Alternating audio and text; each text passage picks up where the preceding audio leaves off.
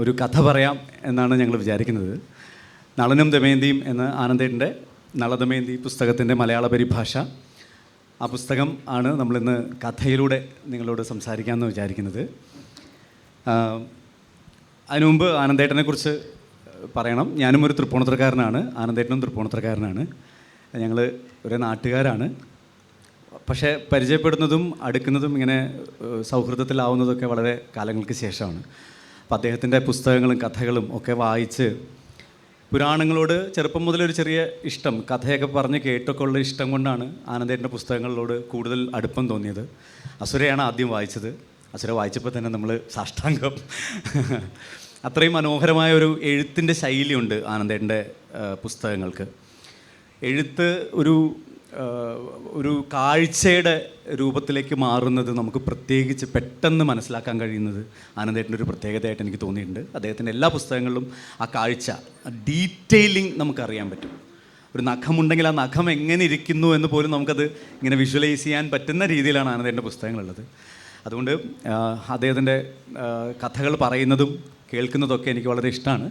ആനന്ദേട്ടനെ വളരെ സ്നേഹത്തോടെ ഈ സെഷനിലേക്ക് സ്വാഗതം ചെയ്യാണ്. വെൽക്കം ആനന്ദേട്ട.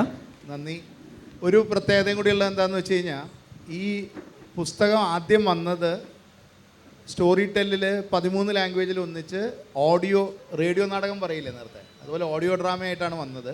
അതിൻ്റെ മലയാള വിവർത്തനം ചെയ്തത് പ്രിയരാജാണ്. അത് കഴിഞ്ഞ് അതിന് ശബ്ദവും കൊടുത്തു. അതിന് ഞാനൊരു ശബ്ദം കൊടുത്തു. അതെ, ഋതുപർണന് ശബ്ദം കൊടുത്തിരിക്കുന്ന ആനന്ദേട്ടനാണ് മലയാളത്തിൽ, ബാക്കി ഭാഷകളിലില്ല. അതിനുശേഷം അത് പെൻഗ്വിൻ ബുക്കായിട്ട് പബ്ലിഷ് ചെയ്തു ഇംഗ്ലീഷിൽ. മറ്റു ഭാഷകളിലേക്കും പോയി. മലയാളത്തിലേക്ക് മാതൃഭൂമി എടുത്തപ്പോൾ പ്രിയൻ തന്നെയാണ് അത്, കാരണം മാറ്റി എഴുതുക ചെയ്തത്. ഒരു ഡ്രാമ പോലെ അല്ലല്ലോ ഒരു നോവൽ എഴുതുമ്പോൾ. അപ്പോൾ രണ്ടാമത് എഴുതി. അതാണ് പ്രിയൻ മലയാളത്തിലേക്ക് തർജ്ജമ ചെയ്ത്. ഇപ്പോൾ ഞങ്ങളുടെ രണ്ടുപേരുടെയും പേര് അതിലുണ്ട്. നിങ്ങളെല്ലാവരും മേടിച്ച് വായിക്കാന്നുള്ളത് മാത്രമേ ബാക്കിയുള്ളൂ. നമുക്ക് കഥയിലേക്ക് കിടക്കാം. എല്ലാവരും കഥ കേൾക്കാൻ തയ്യാറായിട്ടിരിക്കും. അപ്പോൾ കഥാ സന്ദർഭം ഇങ്ങനെയാണ്. ചെറിയൊരു മ്യൂസിക് ഞങ്ങൾ പ്ലേ ചെയ്യുന്നുണ്ടാവും. നിങ്ങൾ ശല്യം ചെയ്യാതെ അതവിടെ പ്ലേ ചെയ്തോട്ടെ.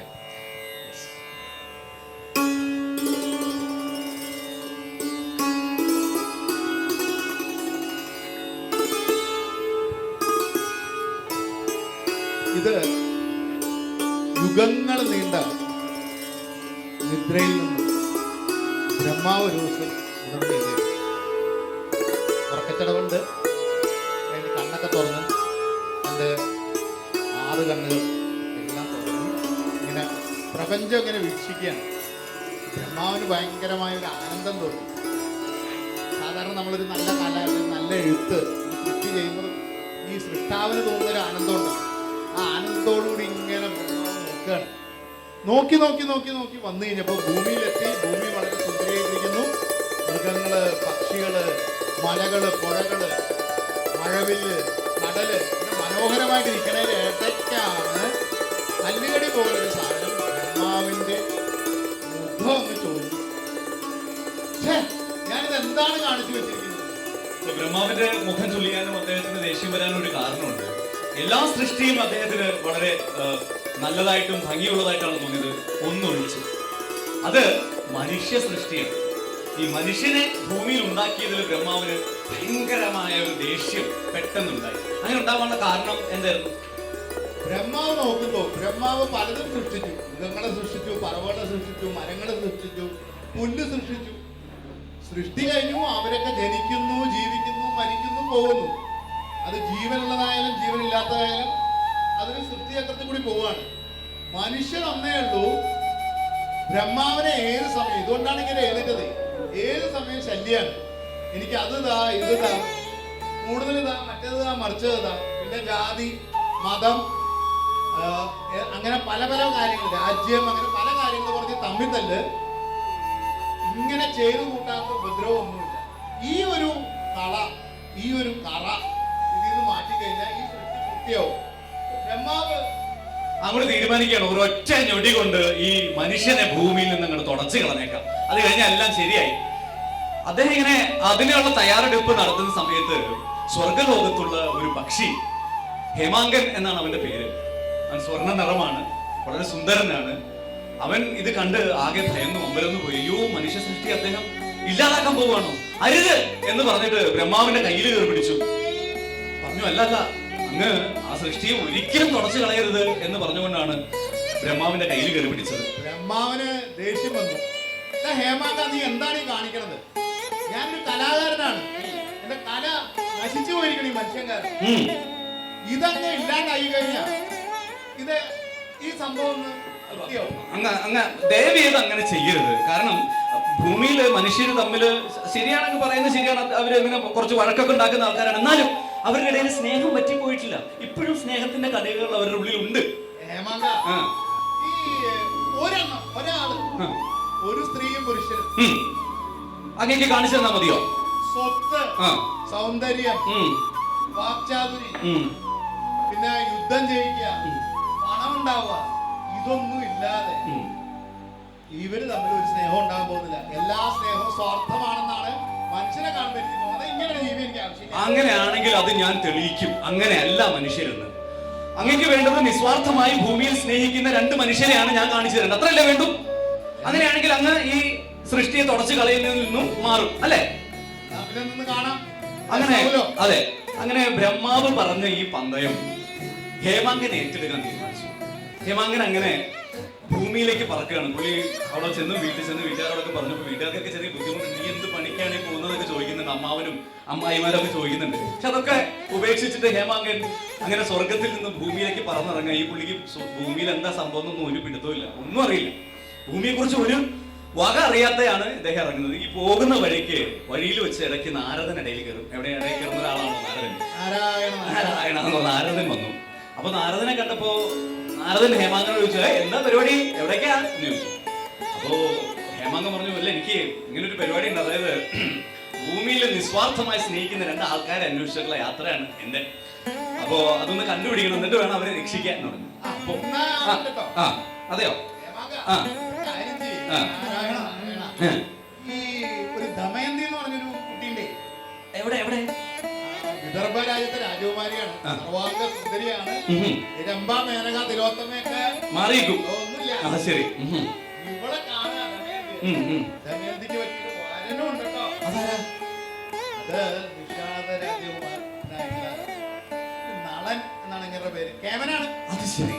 അപ്പോ ഹേമാങ്കന് തീരുമാനമായി, ഇത്ര എളുപ്പമാണ് ഈ പരിപാടി. ഇവരെ രണ്ടുപേരെ ചെന്ന് കാണുക, രണ്ടുപേരും തമ്മിൽ ഒന്ന് കണക്ട് ചെയ്യിക്കുക, പരിപാടി കഴിഞ്ഞു എന്ന് ഹേമാങ്കനും വിചാരിച്ച് ഹേമാങ്കൻ ഇങ്ങനെ പോയി നേരെ ദമയന്തിയുടെ അടുത്തേക്കാണ് ചെല്ലുന്നത്. ദമയന്തി അപ്പോ ഉദ്യാനത്തിൽ ഇങ്ങനെ നടക്കുക, ഉല്ലാത്തുകയാണ്. ഇവിടെ കണ്ടപ്പോ ഹേമാങ്കനും വലിയ സന്തോഷമായി. വളരെ സുന്ദരിയാണ്, സ്നേഹം ഉണ്ടാവും ഉറപ്പാണ്. ഒരു ചെറിയ പ്രേമവും തോന്നിട്ടോ. അതെ, ഹേമാങ്കൻ ഒരു അരയന്നമായത് കാരണം ആ ആഗ്രഹങ്ങൾ മാറ്റി വെച്ചു. എന്നിട്ട് ഇവർ തമ്മില് പെട്ടെന്ന് സൗഹൃദത്തിലായി. ദമയന്തിക്കും ഈ ഹേമാങ്കനെ കണ്ടപ്പോൾ വലിയ സന്തോഷമായി. കാര്യം ഒരു സംസാരിക്കുന്ന പക്ഷി, സ്വർണ്ണ നിറമുള്ള ഒരു പക്ഷി. അപ്പൊ ഈ പക്ഷിയോട് ദമയന്തിക്കും ഒരു അടുപ്പം ഉണ്ടായി. അങ്ങനെ ഇവർ സൗഹൃദമൊക്കെ ഇങ്ങനെ മുന്നോട്ട് പോകുന്ന സമയത്ത് ദമയന്തിയോട് ഹേമാങ്കൻ എടുത്തെനിക്ക് പറയാം, അതെ നിന്റെ സ്വയംവരമൊക്കെ നിശ്ചയിച്ച കാര്യമൊക്കെ ഞാൻ അറിഞ്ഞു. നീ അങ്ങനെ സ്വയം വരിക്കാൻ തീരുമാനിച്ചിട്ടുണ്ടെങ്കിൽ നല്ലൊരു പാർട്ടി നമ്മുടെ കയ്യിലുണ്ട്, നല്ലൊരു കക്ഷി ഞാൻ പരിചയപ്പെടുത്തി തരാം. അയാളുടെ പേര് നളൻ എന്നാണ് എന്ന് പുള്ളിയോട് പറഞ്ഞു. നളനോ? ഇങ്ങനെ ഒരാളെ ഞാൻ കേട്ടിട്ടില്ല. അല്ലെ, നളൻ നിഷാദന്റെ രാജാവാണ്. നിഷാദന്റെ രാജാവോ? അതെ. നീ എവിടെ നിന്ന് വന്നാണ്? എന്നെ ഭരിക്കാനായിട്ട് എല്ലാ രാജ്യത്തെ ചക്രവർത്തിമാര്, രാജരാജാക്കന്മാര്, വീരശൂര പരാക്രമികള് അവരൊക്കെ വരുന്നുണ്ട്. അവരൊക്കെ അച്ഛൻ തിരുമനസ് വിളിച്ചിട്ടുണ്ട്. ഈ കാട്ടാളന്മാരുടെ രാജാവിനെയാണോ?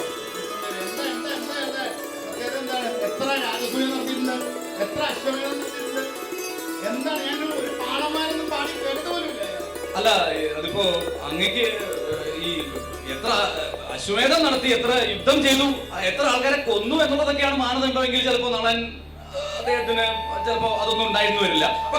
പക്ഷെ നല്ലൊരു മനുഷ്യനെ, സ്നേഹമുള്ള ഒരു മനുഷ്യനെയാണ് അങ്ങ് ആഗ്രഹിക്കുന്നെങ്കിൽ നളനാണ് അങ്ങേക്ക് ഏറ്റവും യോഗ്യനായിട്ടുള്ള ഒരാള്. എന്തായാലും എന്തെങ്കിലുമൊക്കെ വേണ്ടേ? സ്നേഹമുള്ള എത്ര പേരുണ്ട്. ആ കാവൽക്കാരനൊക്കെ വലിയ സ്നേഹമാണ്. അല്ല, ഈ അങ്ങനെ വെറുതെ ഒരു ആളല്ല നളൻ. നളൻ നല്ലൊരു പാചകക്കാരനാണ്. പാചകക്കാരനോ? ഇവിടെ 100 ജില്ലാന്റെ കുസ്തിക്കാരുണ്ടേ എനിക്ക് തരാനായിട്ട്. പാചകക്കാരനെ ഞാൻ കല്യാണം കഴിക്കുന്നതാണോ? നളൻ അങ്ങനെ വെറും ഒരു പാചകക്കാരനല്ല. നളന്റെ പാചകത്തിലും പ്രത്യേകതയുണ്ട്. അതായത് നളൻ ഒരു കല്ലെടുത്ത് അതിലൊരു കുറച്ച് വെണ്ണ പുരട്ടി അത് തീയിൽ കനലിൽ ഇങ്ങനെ ചുട്ടെടുത്ത് തന്നാൽ അതുപോലും നമുക്ക് ആസ്വാദ്യകരമായി കഴിക്കാൻ കഴിയുന്ന ഒരു വിഭവമായി മാറും. അത്രയ്ക്ക് കൈപുണ്യമുള്ള, അത്രയ്ക്കും സുന്ദരമായി ഭക്ഷണം പാകം ചെയ്യുന്ന ഒരാൾ കൂടിയാണ് നളൻ. എനിക്ക് കല്ലൊന്നും കഴിക്കണ്ട, പറയുമ്പോ എനിക്ക് എല്ലാ വിദ്യകളും അറിയാം. എനിക്ക് കുതിര ഓടിക്കാൻ അറിയാം, എന്നെല്ലാം പഠിപ്പിച്ചിട്ടുണ്ട്. അസ്ത്രായുധം എല്ലാം അറിയാം. അറിയാത്തൊരു പണി പാചകമാണ്. പാചകം ചെയ്യുന്ന ഒരു ഭർത്താവിനെ കിട്ടിയാൽ കുഴപ്പമുണ്ടാവില്ല. എന്നാലും ഒന്ന് കേൾക്കട്ടെ, നീ ഇത് ഇത് ഒരു അവസരമാക്കി ഹേമാങ്കൻ എടുക്കുകയാണ്. അങ്ങനെ ഹേമാങ്കൻ നേരെ നിഷാദരുടെ രാജ്യത്തേക്ക് പോവുക. അല്ല, ഹേമാങ്കൻ ഈ ദമയന്തിയോട് ഈ പറഞ്ഞ കാര്യങ്ങളൊക്കെ നാരദൻ പറഞ്ഞു കേട്ടുള്ള അറിവാണ്. ഹേമാങ്കൻ ഇതുവരെ നളനെ കണ്ടിട്ടില്ല. ഹേമാങ്കൻ ആദ്യമായിട്ടാണ് നിഷാദരുടെ രാജ്യത്തേക്ക് ചെല്ലുന്നത്. അവിടെ ചെന്നു, അദ്ദേഹത്തിന്റെ രാജ്യമൊക്കെ ഇഷ്ടമായി, അവിടുത്തെ ആൾക്കാരെയൊക്കെ ഇഷ്ടമായി. അപ്പോ അതിസുന്ദരമായ ഒരു ഗന്ധം ഹേമാങ്കൻ ഇങ്ങനെ ആസ്വദിക്കാൻ കഴിയും. എന്തോ ഭക്ഷണ പദാർത്ഥത്തിന്റെ ഗന്ധമാണ് വരുന്നത്. അതേ നേരെ ആ കുശിനിയിലേക്കാണ് പോകുന്നത്. അപ്പോ നളൻ അവിടെ ചട്ടിയിൽ ഒരു വലിയ പാത്രത്തിൽ അദ്ദേഹം എന്തോ ഇങ്ങനെ പാചകം ചെയ്തുകൊണ്ടിരിക്കുകയാണ്. അതിന്റെ മണം, ആ മണം കൊണ്ട് കൊതി മൂത്തിട്ട് ആ പാത്രത്തിന്റെ ഉള്ളിൽ നിന്നാണ് ഹേമാങ്കൻ ആദ്യമേ പോയൊരു പലഹാരം കൊത്തിയെടുക്കുന്നത്. പാവത്തിന്റെ ചുണ്ടു പൊള്ളും, എന്നാലും അവിടെ നിന്ന് കൊത്തിയെടുത്ത ഒരു പലഹാരവുമായി നേരെ ദമയന്തിയുടെ അടുത്ത് വരുന്നു. ദമയന്തിക്ക് അത് കൊടുക്കുന്നു. ദമയന്തി അത് കഴിച്ചു കഴിഞ്ഞപ്പോഴാണ് ഇത് ഇത്ര ഗംഭീരമായിരിക്കുന്നു എന്ന് ദമയന്തിക്ക് തോന്നുന്നത്. അങ്ങനെ ആ ഭക്ഷണ പദാർത്ഥത്തിൽ നിന്ന് ദമയന്തിക്ക് നളനോട് ചെറിയൊരു അനുരാഗം ഉണ്ടാവും. പിന്നീടുള്ള കഥ നമുക്ക് അറിയാവുന്നതാണ്. ഹേമാങ്കൻ എന്ന ഹംസം ഇവരുടെ രണ്ടുപേരുടെയും ഇടയിൽ പ്രണയത്തിന് ദൂത് പോകുന്ന ദൂതായി മാറുന്നു. ഇവർ പരസ്പരം കവിതകൾ കൈമാറുന്നു, പല സമസ്യകൾ ഇവർ പരസ്പരം കൈമാറുന്നു. അങ്ങനെ ഇവരുടെ ഇടയിൽ പ്രണയം ഇങ്ങനെ തളിർത്ത് പൂത്ത് വിടർന്ന് നിൽക്കുന്ന സമയം. ആ സമയത്താണ് ദമയന്തിയുടെ സ്വയംവരം നിശ്ചയിക്കുന്നത്. സ്വയംവരം നിശ്ചയിക്കുന്ന സമയത്ത് ദമയന്തി പിതാവായിട്ടുള്ള ഭീമസേനന്റെ അടുത്ത് എന്നിട്ട് പറഞ്ഞു, അച്ഛൻ്റെ സ്വയംവരം നിശ്ചയിക്കുകയാണ്. ലോകത്തുള്ള രാജ്യത്തുള്ള എല്ലാ രാജാക്കന്മാരെയും രാജകുമാരന്മാരെയൊക്കെ അങ്ങ് ക്ഷണിക്കുന്നുണ്ടെന്ന് എനിക്ക് മനസ്സിലായി. അങ്ങനെയാണെങ്കിൽ നിഷാദരുടെ രാജാവായിട്ടുള്ള നളനെ കൂടി സ്വയംവരത്തിന് ക്ഷണിക്കണം.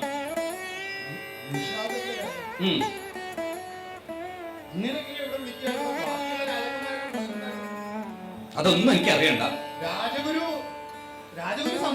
ആര് പറഞ്ഞാലും എനിക്ക് പറ്റില്ല, നളനില്ലാതെ സ്വയംവരത്തിന് ഞാൻ ഇറങ്ങി വരില്ല എന്ന് ദമയന്തി കട്ടായം പറയുന്നു. അങ്ങനെ സ്വയംവരം നിശ്ചയിക്കപ്പെടുകയാണ്. നളനെ ക്ഷണിച്ചു. നളനും സ്വയംവരത്തിന് വരുന്നുണ്ടെന്ന് ഉറപ്പാക്കി ദമയന്തി സ്വയംവരത്തിന് ഒരുങ്ങി നിൽക്കുന്നു. ആ സ്വയംവര ദിവസം വന്നെത്തുകയാണ്. സ്വയംവരത്തിനപ്പോ വളരെ വലിയ പ്രത്യേകതകളാണ് വിദർഭ നഗരത്തിൽ ഒരുങ്ങിയിരിക്കുന്ന കാഴ്ച. വിദർഭയിൽ എന്തെല്ലാമാണ് ഒരുങ്ങിയിരിക്കുന്നത്? നഗരമാകെ പൂക്കൾ കൊണ്ടും ആനകൾ കൊണ്ടും തോരണങ്ങളും കൊണ്ടും മനോഹരമാക്കിയിട്ടുണ്ട്. വീടുകളുടെ മുന്നിലൊക്കെ കോലങ്ങളും രംഗോളികളും ഒക്കെ വരച്ച് മനോഹരമായി ദീപങ്ങൾ കൊളുത്തി ആളുകൾ കാത്തു നിൽക്കുകയാണ്. പല പല നാടുകളിൽ നിന്നും ഇങ്ങനെ പല വർണ്ണപ്പകിട്ടുള്ള കുതിരവണ്ടികളിലും ആനപ്പുറത്തും അമ്പാരിയുമൊക്കെ ആയിട്ട് രാജാക്കന്മാരെ ചക്രവർത്തിമാരെ എടുത്തുകൊണ്ടിരിക്കുകയാണ്. കൊട്ടാരത്തിലൊരു തർക്കം നടക്കണ്ട കേട്ടോ, രാജഗുരുവും രാജാവും തമ്മില്. അങ്ങനെ രാജാവ് പറഞ്ഞു, തിരുമേനി ഇത് സ്വയംവരമാണ്, അപ്പോ ഈ കുട്ടി ആരെ ഭരിക്കുന്നു അവരെ നമ്മൾ അക്സെപ്റ്റ് ചെയ്തേ പറ്റൂ, അവരെ നമ്മൾ എടുത്തേ പറ്റൂ, അതുകൊണ്ട് ആളാണെങ്കിലും വിളിച്ചേ പറ്റൂ. അങ്ങനെ ഈ ആഘോഷങ്ങളും സംഗതികളും ഒക്കെ നടന്നുകൊണ്ടിരിക്കുന്ന സമയത്ത് എല്ലാവരുടെയും കാഴ്ച കൊട്ടാരത്തിന്റെ വാതിൽക്കിലേക്ക് നീളുന്നു. എല്ലാവരുടെയും മുഖം ഒന്ന് വാടി. അവിടെ അപ്പോ നമ്മുടെ പാവപ്പെട്ട നളൻ വന്ന് നിൽക്കുകയാണ്. നളൻ നിഷാദരുടെ രാജാവാണ്. നളൻ എങ്ങനെ ഒരു ചെറിയ അപകർഷതാബോധത്തോടു കൂടിയാണ് അവിടെ നിൽക്കുന്നത്. അകത്തേക്ക് കയറണോ അതോ പുറത്തേക്ക് പോകണോ എന്നൊക്കെ ആലോചിച്ച് നളൻ നിൽക്കുന്ന സമയത്ത് ഭീമസേന രാജാവ് എങ്ങനെയാണോ മറ്റ് രാജാക്കന്മാരെയും രാജകുമാരന്മാരെയും ഒക്കെ സ്വീകരിച്ച് ആനയിച്ച് അകത്തേക്ക് ഇരുത്തിയത്, അതേ വിധത്തിൽ നേരെ വാതിൽക്കലേക്ക് ചെന്ന് നളനെ സ്നേഹത്തോടെ സ്വീകരിച്ച് അദ്ദേഹത്തിന് വേണ്ടി മാറ്റിവെച്ചിരിക്കുന്ന ഇരിപ്പിടത്തിലേക്ക് അദ്ദേഹത്തെ മാറ്റി ഇരുത്തുന്നു. ആ സമയത്ത് തൊട്ടപ്പുറത്തും ഇപ്പുറത്തും ഒക്കെ ഇരുന്ന രാജകുമാരന്മാർ മുഖം ചുളിപ്പിച്ചിട്ട് അവിടെ നിന്ന് എഴുന്നേറ്റ് പോയി. അവർക്ക് ഇയാളുടെ അടുത്ത് പോലും ഇരിക്കാനുള്ള താല്പര്യമില്ലാത്തത് കാരണം ആ ചുറ്റുവട്ടാരമുള്ള കസേരകളൊക്കെ ഒഴിഞ്ഞു കിടന്നു. ഈ സമയത്ത് പുരോഹിതൻ ആകെ പ്രശ്നത്തിലായി, ദേഷ്യത്തിലായ സമയത്ത് രാജാവ് പുരോഹിതനെ ഒന്ന് അടക്കി നിർത്താമെന്ന് കരുതി അദ്ദേഹം അങ്ങോട്ടേക്ക് നീങ്ങിയപ്പോൾ വീണ്ടും ഒരു ബഹളം. നോക്കിയപ്പോഴെന്താണ്, വാതിക്കൽ വീണ്ടും ഒരു നളൻ, മറ്റൊരു നളൻ, അതേ രൂപം, അതേ ഭാവം, അതേ പതർച്ച അവിടെ നിൽക്കുന്നു. എല്ലാരും ഞെട്ടിത്തിരിഞ്ഞു നോക്കി. ഇതെങ്കിലും രണ്ടാമതൊരു നളൻ ഒരേപോലെ ക്ലോൺ ചെയ്ത പോലെ. ഈ സമയത്ത് രണ്ടാമതൊരു നടൻ അവിടെ വന്നപ്പോൾ എല്ലാവരും ആകെ ധരിച്ചു. പക്ഷെ സ്വീകരിക്കാതിരിക്കാൻ ഭീമസേന രാജാവിന് കഴിയില്ല. ഭീമസേന രാജാവ് ചെന്നു, ആ നടനെയും സ്വീകരിച്ചു. ഈ നടന്റെ ഇടതുവശത്ത് ആ നടനെ കൊണ്ട് ഇരുത്തി. ആകെ ഒരു സംശയത്തിൽ അദ്ദേഹം ഇങ്ങനെ നിൽക്കുന്ന സമയത്ത് വീണ്ടും കൊട്ടാരത്തില് മറ്റൊരു ബഹളം കൂടി കേൾക്കുന്നു. അങ്ങോട്ട് തിരിഞ്ഞു നോക്കിയപ്പോ അവിടെ എന്താ? വീണ്ടും ഒരു നളൻ, വീണ്ടും ഒരു നടൻ. വീണ്ടും ഒരു നളൻ. ഇപ്പൊ മൂന്നാമത്തെ നടനായി അവിടെ വരുന്നത്. നാലാമത്തേതായി. 4 നടന്മാര് വന്നു. 4 നടന്മാരിപ്പോ 4 നടന്മാര് ഇങ്ങനെ ഒന്നിച്ച് ചേർന്നിരിക്കുകയാണ്. ഒരേപോലെ ഒരു വരിയിൽ 4 നടന്മാര് നിരന്ന് ഇരിക്കുന്നു. അടുത്ത ആളും കൂടി തുടങ്ങും. ഒരാൾ ചിരിച്ചാൽ അടുത്ത ആളും ചിരിക്കും. അങ്ങനെ 4 പേരിൽ ആരാണ് യഥാർത്ഥ നടനെന്ന് തിരിച്ചറിയാൻ പറ്റാത്ത രീതിയിലാണ് ഇപ്പൊ 4 പേരും അവിടെ ഇരിക്കുന്നത്. ഈ സമയത്ത് എനിക്ക് ചോദിക്കാനുള്ളത്, ഈ ഹേമാങ്കൻ ഇത് എവിടെ പോയി കിടക്കുകയാണെന്നാണ്. ഹേമാങ്കൻ എന്താ ഫോണിലേക്ക് നോക്കിയാ ഉത്തരത്തില് ഹേമാങ്കനെ കെട്ടിയിട്ടിരിക്കുകയാണ്. ഹേമാങ്കനെല്ലാം കാണാം, മിണ്ടാനും പറ്റില്ല, പറയാനും പറ്റില്ല. ഹേമാങ്കൻ ഇങ്ങനെ നോക്കി പേടിച്ചിരിക്കുകയാണ്. എന്തിനാണ്, ആരാണ് ഈ ഹേമാങ്കൻ അവിടെ ഇങ്ങനെ കെട്ടിയിട്ടത്? ഇതിലൊരു ഗെയിമുണ്ട്. എന്ത് പറഞ്ഞിട്ടാണ് ഹേമാങ്കൻ വന്നത്? നാളനെയും നളനെയും ഒന്നിപ്പിക്കാം. ഈ 4 പേര് വന്നത് അത്ര ചില്ലറക്കാരല്ല. ആരൊക്കെയാണ് ഈ വന്നിരിക്കുന്നത്? ഒന്ന് ദേവന്മാരുടെ രാജാവായ ഇന്ദ്രൻ. ഉം. ഇവർക്ക് ഇങ്ങനെ നല്ല സുന്ദരിമാരായിട്ടുള്ള സ്ത്രീകളോട് പണ്ട് മുതലേ ഒരു ചെറിയ പ്രശ്നമുണ്ട്. പിന്നെ ഉള്ളത് ഭയങ്കര ആർത്തിക്കാരനായിട്ടുള്ള ദൈവം, എന്ത് കിട്ടിയാലും വിഴുങ്ങണ ദൈവം അഗ്നി. അഗ്നി. പിന്നെ വന്നേക്കുന്നത് എല്ലാരെയും പ്രണയിക്കുന്ന, എല്ലാ കാലത്തും പ്രണയം എപ്പോഴും സാക്ഷാത്കാരം നേടുന്ന ഒരേ ഒരു ദൈവം. ആരാണത്? കാലൻ, യമൻ. യമൻ. അങ്ങനെ യമനും അഗ്നിയും ഇന്ദ്രനുമാണ് നളന്റെ വേഷത്തിൽ അവിടെ കയറി വന്നിരിക്കുന്നത്. അവരുടെ ഉദ്ദേശത്രേ ഉള്ളൂ, ദമയന്തിയെ എങ്ങനെയും സ്വന്തമാക്കും. പക്ഷെ ഒരു പ്രശ്നമുണ്ട്. ആ. ദമയന്തി ഇവരിൽ ആരെങ്കിലും കല്യാണം കഴിക്കുന്ന ദമയന്തിക്ക് കുഴപ്പമില്ല. ദമയന്തി അമരത്വത്തിലേക്ക് പോയി ഒരു അപ്സരയായി സ്വർഗത്തിലേക്ക് പോകും. പക്ഷേ മനുഷ്യന്റെ കാര്യത്തോടുകൂടി മനുഷ്യകുലം അതോടുകൂടി അവസാനിക്കും. കാര്യം പ്രണയം മനുഷ്യർ തമ്മിലാവണം എന്നത് നിബന്ധനയാണ്, ബ്രഹ്മാവിന്റെ നിബന്ധനയാണ്. അപ്പോൾ നളൻ, യഥാർത്ഥ നടനെ തെരഞ്ഞെടുക്കുക എന്നുള്ളത് ഹേമാങ്കന്റെയും കൂടി ഒരു ആവശ്യമായിട്ട് മാറുന്ന സമയത്ത് പുരോഹിതനകത്ത് നിന്ന് വിളിച്ചു പറഞ്ഞു, അതെ, ജലഘടികാരത്തിലെ വെള്ളം ഇറ്റു വീഴുന്നത് തീർന്നുകൊണ്ടിരിക്കുന്നു, മുഹൂർത്തത്തിന് സമയമായി, ദമയന്തിയെ ക്ഷണിക്കാം എന്ന് പറഞ്ഞു. അങ്ങനെ ദമയന്തിയുടെ വരവറിയിച്ചുകൊണ്ട് കൊട്ടാരത്തിലെ മംഗളവാദ്യങ്ങള് മുഴങ്ങട്ടെ. അങ്ങനെ ദമയന്തി സർവാഭരണ വിഭൂഷിതയായി ആ കൊട്ടാരത്തിന്റെ തളത്തിലേക്ക് ഇറങ്ങി നടക്കുകയാണ്. ഏറ്റവും മിന്നുന്ന സുന്ദരമായ ആഭരണങ്ങളാണ് അവൾ അണിഞ്ഞിരിക്കുന്നത്. ഭൂലോക സുന്ദരിമാർ മാറി നിൽക്കുന്ന സൗന്ദര്യമാണ് ദമയന്തിക്കുള്ളത്. ഏറ്റവും ശ്രേഷ്ഠമായ പട്ടുചുറ്റി കയ്യിലൊരു പിച്ചകപ്പൂ മാലയുമായി അവരുടെ തോഴിമാരോടൊപ്പം ദമയന്തി ആ കൊട്ടാരത്തിനകത്തേക്ക്, ആ നടുത്തളത്തിലേക്ക് ഇങ്ങനെ നടന്നു വരികയാണ്. അവിടെ ഇങ്ങനെ നടന്നു പോകുമ്പോ ഓരോ രാജകുമാരന്മാരെയും രാജാക്കന്മാരെയും കടന്നു പോകുമ്പോ അവരൊന്നും അറിയാതെ എഴുന്നേൽക്കും. കാര്യം ഇവിടെ ഇപ്പൊ തന്നെ ഇങ്ങോട്ട് കിട്ടിയിരുന്നെങ്കിൽ എന്ന ആർത്തിയിലാണ് ഓരോ രാജാക്കന്മാരും അവിടെ നോക്കുന്നത്. അതൊരു പ്രശ്നമുണ്ട്. ഈ രാജാക്കന്മാർക്ക് അവരെ അവഗണിച്ചു പോകുന്ന സ്ത്രീകളെ അത്ര ഇഷ്ടമല്ല. അങ്ങനെ പല സംഭവങ്ങളും മുമ്പുണ്ടായിട്ട് ഹേമാങ്കനത് കൃത്യമായി അറിയാം. കാര്യം പല സ്വയംവരങ്ങളും അവസാനിച്ചിട്ടുള്ളത് വെട്ടിക്കൊലപാതകങ്ങളിലാണ്. ഈ പെണ്ണിനെയും വരിച്ച വരനെയും ഒക്കെ കൊന്ന് കടന്നു കളഞ്ഞ ചരിത്രം ഉണ്ട് എന്നത് സത്യമാണ്. അപ്പോ കാര്യം സ്വയംവരമാണെങ്കിൽ ഒരു സ്ത്രീ എനിക്ക് ഇഷ്ടമുള്ള ആളെ അത് ശരിയാവില്ല. അവരുടെ ഉള്ളിലൊരു അവരുടെ ഈഗോനെ ഹേർട്ട് ചെയ്യുന്ന ഒരു സാധനമാണ്, അഹങ്കാരത്തിനെ ഹേർട്ട് ചെയ്യുന്ന ഒരു സാധനം. ഈ ആർഗട്ട ഇതിനകത്താണ് ഈ പൊളിറ്റിക്സ് നമ്മൾ കൃത്യമായി പറയുന്നത്. അതായത് നോ എന്ന് പറഞ്ഞു കഴിഞ്ഞാൽ ആ നോ അക്സെപ്റ്റ് ചെയ്യാൻ പറ്റാത്ത പുരുഷന്മാരുള്ള കൂട്ടമാണല്ലോ എന്നും എല്ലാ കാലത്തും. അപ്പോ അത് അവിടെ സംഭവിക്കുമോ എന്ന് ഹേമാങ്കൻ ഭയപ്പെട്ടു. പക്ഷേ ദമയന്തി അതിസമർത്ഥയാണ്. അവൾ മുന്നിലേക്ക് നടന്ന് ആ 4 നടന്മാരുടെ മുമ്പിൽ ചെന്ന് നിന്നു. അപ്പൊ 4 പേരും ഒരേപോലെ എഴുന്നേറ്റു അവളുടെ മുന്നിൽ തലകുനിച്ച് നിൽക്കുകയാണ് ഈ പിച്ചകപ്പൂമാല ഏറ്റുവാങ്ങുന്നതിന് വേണ്ടി. അറിയാതെ ദമയന്തി ആരുടെയെങ്കിലും കഴുത്തിൽ മാല ഇട്ടാൽ അതോടുകൂടി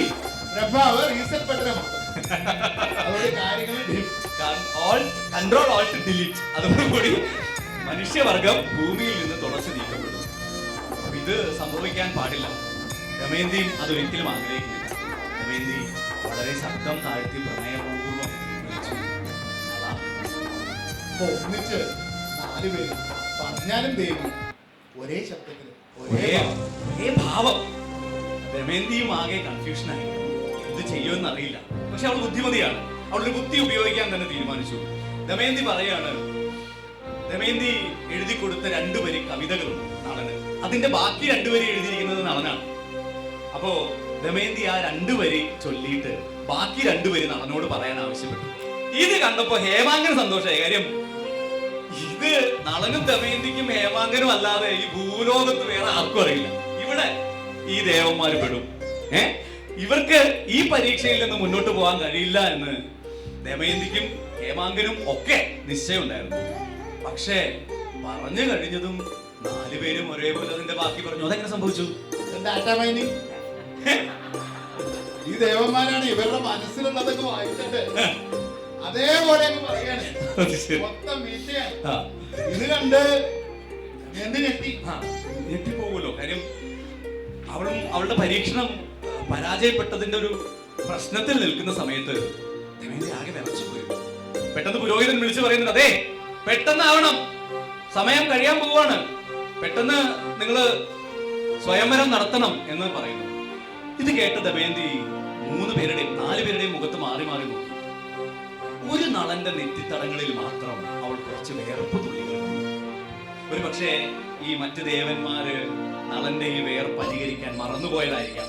അതല്ലെങ്കിൽ സാധ്യതയുള്ളത് അവരൊരിക്കലും വേർത്തിട്ടില്ലാത്ത ആൾക്കാരായിരിക്കും. അല്ല, ദേവന്മാർക്കല്ലെങ്കിലും വേർപ്പ് മനുഷ്യൻ അധ്വാനിച്ച് നൈവേദ്യം ദൈവത്തിന് കൊടുത്തിട്ടാണ് ദൈവം ജീവിക്കണത്.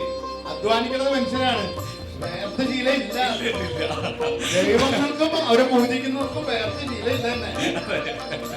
അപ്പൊ അങ്ങനെ വേർക്കാതെ നിൽക്കുന്നത് കണ്ടപ്പോ ദമയന്തിക്ക് ഒരു സംശയം തോന്നി. എന്ത് ചെയ്തു? ദമയന്തി വേർക്കാതെ നിന്ന മറ്റൊരു നളന്റെ നേരെ തിരിഞ്ഞിട്ട് പിച്ചകപ്പുമാലയൊന്ന് ഉയർത്തി. അത് യമനായിരുന്നു.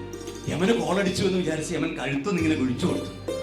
ദമയന്തി തലയ്ക്ക് മുകളിലൂടെ കീഴേക്ക് നോക്കിയപ്പോ ആ നളന് നിഴലില്ല എന്ന് മനസ്സിലായി. ആ നളന് മാത്രമല്ല, കൂടെ ഉണ്ടായിരുന്ന മറ്റ് 3 നളന്മാർക്കും നിഴലുകളില്ല എന്നത് ദമയന്തി തിരിച്ചറിഞ്ഞു. അപ്പൊ അവൾക്ക് ഉറപ്പായി, എന്ത്? നിഴലുള്ള വിയർത്ത് വേദനയോടെ നിൽക്കുന്ന നളനാണ് എന്റെ പ്രിയതമൻ എന്ന് ദമയന്തി തിരിച്ചറിയുകയും ഓടിച്ചെന്ന് ആ കഴുത്തിലേക്ക് അവിടെ വർണ്ണമാല്യം അണിയിക്കുകയും ചെയ്യുന്നു.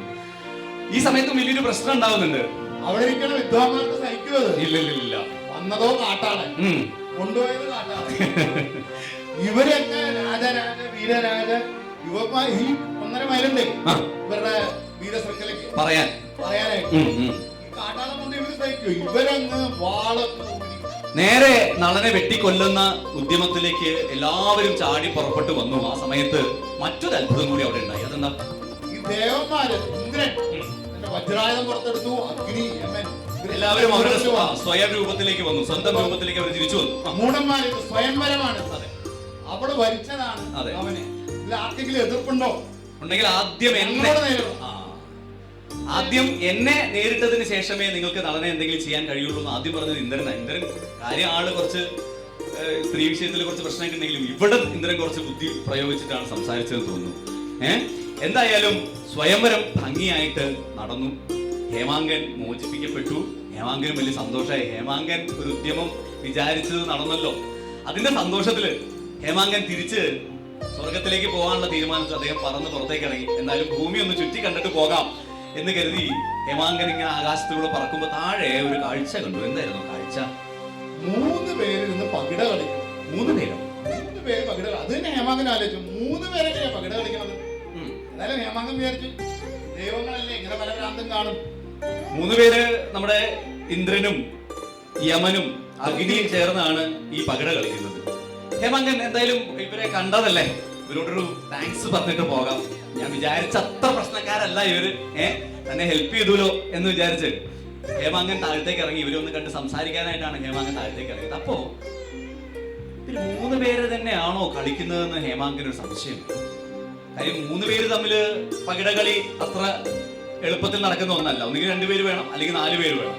ഇതെങ്ങനെ 3 പേര് തമ്മിൽ പകിട കളിക്കുക എന്നുള്ളത് ഹേമാങ്കന്റെ ഉള്ളിൽ ഒരു സംശയമായി. അപ്പോ ഹേമാങ്കൻ തിരിച്ചറിയാണ് 3 പേരല്ല പകിട ഇങ്ങനെ തനിയെ ആകാശത്തിൽ ഇങ്ങനെ ഉയരുകയും താഴുകയും ചെയ്യുന്നത് ഹേമാങ്കൻ കാണുന്നത്. അപ്പൊ അവിടെ 4മതൊരാളുടെ പ്രസൻസ് ഉള്ളതായി ഹേമാങ്കന് മനസ്സിലായി. അത് ആരാണെന്ന് മനസ്സിലായില്ല. കാര്യം പകിടകൾ മാത്രം ഇങ്ങനെ വായുവിൽ ഉയർന്നു താഴുന്നതാണ് ഹേമാങ്കൻ കാണുന്നത്.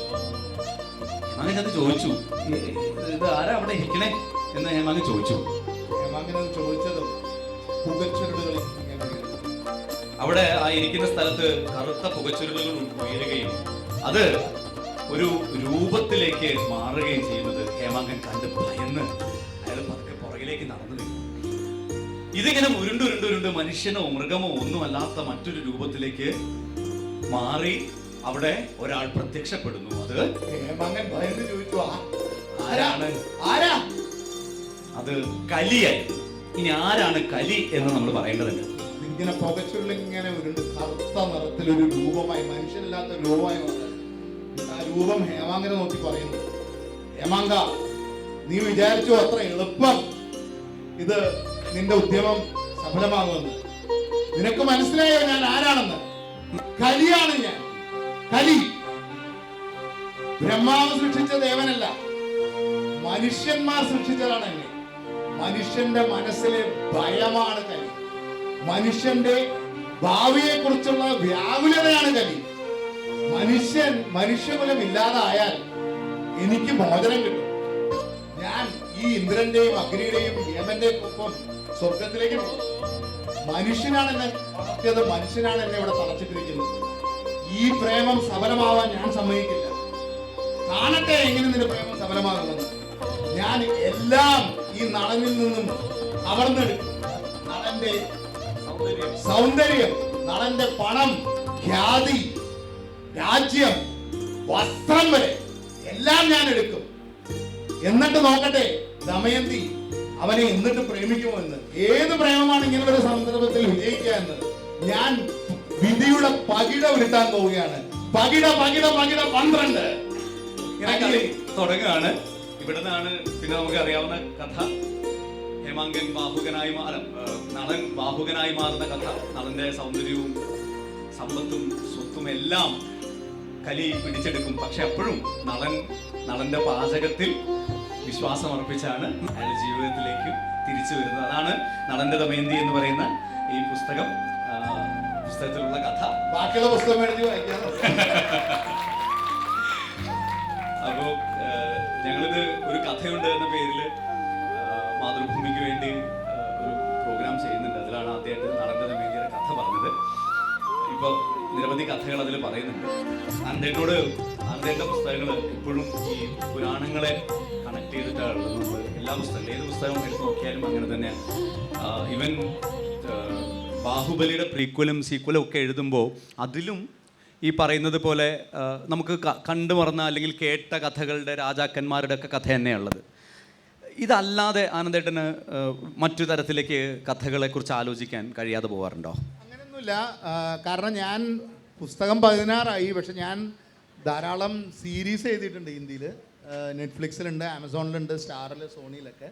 അതിൽ ചരിത്രമായിട്ട് ബന്ധമുള്ളതാണ് കൂടുതൽ എഴുതിയിരിക്കുന്നത്. അപ്പോൾ താജ്, നസറുദ്ദീൻ ഷാ ദിദി റാവു എതിരെയൊക്കെ അഭിനയിച്ച താജ് എഴുതിയിട്ടുണ്ടായിരുന്നു. അത് മുഗൾ സാമ്രാജ്യത്തിൻ്റെയാണ്. ചക്രവർത്തി അശോക എഴുതിയിരുന്നു. അത് വേറൊരു കാലഘട്ടമാണ്.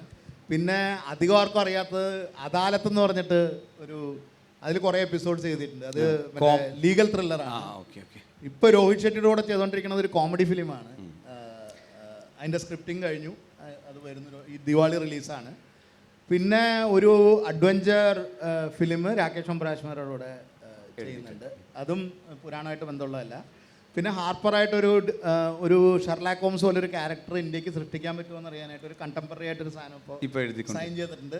അല്ലാതെ കുട്ടികൾക്ക് വേണ്ടിയിട്ട് ആനന്ദേട്ടൻ മഹി എന്ന് പറഞ്ഞ പുരാണമല്ല. മഹി എന്ന് പറഞ്ഞപ്പോൾ ലാസ്റ്റ് ക്രോസ് വേർഡ് അവാർഡിന് റസ്കിൻ ബോണ്ട് കൊണ്ടുപോയി. ഷോർട്ട് ലിസ്റ്റഡ് ആയിട്ടുള്ള പുസ്തകമായിരുന്നു അത്. മഹി അതും പ്രിയനാണ് ട്രാൻസ്ലേറ്റ് ചെയ്തുകൊണ്ടിരിക്കുന്നത്. അതിന്റെ മലയാളം ട്രാൻസ്ലേഷൻ ഉടനെ വരും. അതിന്റെ പ്രൂഫൊക്കെ നടന്നുകൊണ്ടിരിക്കുന്നു. അത് കഥ പറയുകയാണെങ്കിൽ ചെറുതായിട്ട്, മൊത്തം പറയില്ല കേട്ടോ, പുസ്തകം വായിക്കണമല്ലോ. അപ്പോൾ കഥ പറയുകയാണെങ്കിൽ, ട്രെയിലറായിട്ട് പറയുകയാണെങ്കിൽ, മഹി എന്ന് പറഞ്ഞൊരു ആനക്കുട്ടി, ആനസ്ഥാൻ എന്ന് പറഞ്ഞൊരു രാജ്യമുണ്ട്. ജംഗിൾ ബുക്കൊക്കെ പോലെ ആനസ്ഥാൻ. അത് വെജിറ്റേറിയൻ മൃഗങ്ങളുടെ രാജ്യമാണ്.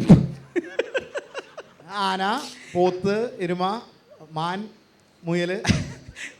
ശരിക്കും ഈ ആനസ്ഥാൻ ഹിന്ദുസ്ഥാനാണ് അദ്ദേഹം ഉദ്ദേശിച്ചിട്ടുള്ളത്. ഞാനൊന്നും പറയില്ല കേട്ടോ. എൻ്റെ കൃത്യമായ പൊളിറ്റിക്സ് അതിനകത്ത് വരുന്നൊരു പുസ്തകം കൂടിയാണത്. പ്രിയൻ അങ്ങനെ പലതും തോന്നും. ഒരു പാവപ്പെട്ട ഒരു ആനയുടെ കഥയാണ്. അപ്പോൾ ആനസ്ഥാനിലെ ആന, തൊട്ടപ്പുറത്ത് പുലിസ്ഥാനുണ്ട്. പണ്ട് ഈ ആനസ്ഥാനും പുലിസ്ഥാനും ഒരു രാജ്യമായിരുന്നു. സിംഹങ്ങളാണ് ഭരിച്ചിരുന്നത്. സിംഹങ്ങളിപ്പോൾ പടിഞ്ഞാറോട്ട് പോയി. അവിടെ ഒരു കാട്ടിലാണ്, ഗീർ ഫോറസ്റ്റിലേ, ആഫ്രിക്കയിലും പടിഞ്ഞാറുള്ള കാട്ടിലാണ്. അപ്പോൾ ആനസ്ഥാനും പുലിസ്ഥാനും തമ്മിൽ പൂരടിയാണ്. അപ്പോൾ ആനസ്ഥാനിൽ ഈ മഹി എന്ന് പറഞ്ഞ ആനക്കുട്ടിയുടെ അമ്മ ആ കാടിൻ്റെ ആനസ്ഥാനിൻ്റെ CEO ആണ്, chief elephant officer. Chief elephant ഓഫീസറാണ്. കുട്ടികൾക്കുള്ള കഥയാണ്. അപ്പോൾ ചീഫ് എലിഫന്റ് ഓഫീസറാണ്. അപ്പോൾ ഈ ആനക്കുട്ടിക്കൊരു ആഗ്രഹമുണ്ട്, പറക്കണം എന്ന്. ആനക്കുട്ടിക്ക് പറന്ന് നാട്ടിലേക്ക് പോകണം. അപ്പോൾ അതിനൊരു കാരണമുണ്ട്, അത് പിന്നീട് വെളിപ്പെടും. അപ്പോൾ ഈ ആനക്കുട്ടിയെ പറഞ്ഞ് പറ്റിക്കുകയാണ് എല്ലാവരും കൂടി. നിനക്ക് പറക്കാൻ പറ്റും, നീ ഈ മോട്ടിവേഷൻ ഗുരുക്കളുണ്ടല്ലോ, നിങ്ങൾ എന്താ ആഗ്രഹിക്കുന്നോ അത് നിങ്ങൾക്ക് പറ്റും. ദ യൂണിവേഴ്സ് വിൽ കോൺസ്പയർ എന്നൊക്കെ പറഞ്ഞ തിയറി ഉണ്ടല്ലോ. ആ തിയറി പഠിപ്പിക്കുന്നത് ഇവരുടെ മറ്റൊരു, അത് ഞാൻ പറഞ്ഞു വരാം. അതായത് ഒരു ചതിയിൽ കൂടി ഈ ഇലക്ഷനിൽ ഈ ആനയുടെ അമ്മയെ, CEO-നെ തോൽപ്പിച്ചിട്ട് ട്രംപോ ദ ചെമ്പോ എന്ന് പറയുന്ന ആളൊരു മക മേക്ക് ആനസ്ഥാൻ ഗ്രേറ്റ് അഗെയിൻ എന്ന് പറഞ്ഞിട്ടുള്ള ഒരു സ്ലോഗനോട് കൂടി ഇലക്ഷൻ ജയിച്ച് വരും. മേക്ക് ഇൻ ആനസ്ഥാൻ ഗ്രേറ്റ് അഗെയിൻ എന്ന് പറഞ്ഞ ട്രംപോ ദ ജംബോ എന്ന് പറഞ്ഞ ആളാണ്. ആനയുടെ ഇടാവുന്ന പേരാണല്ലോ ട്രംപോ എന്നുള്ളത്.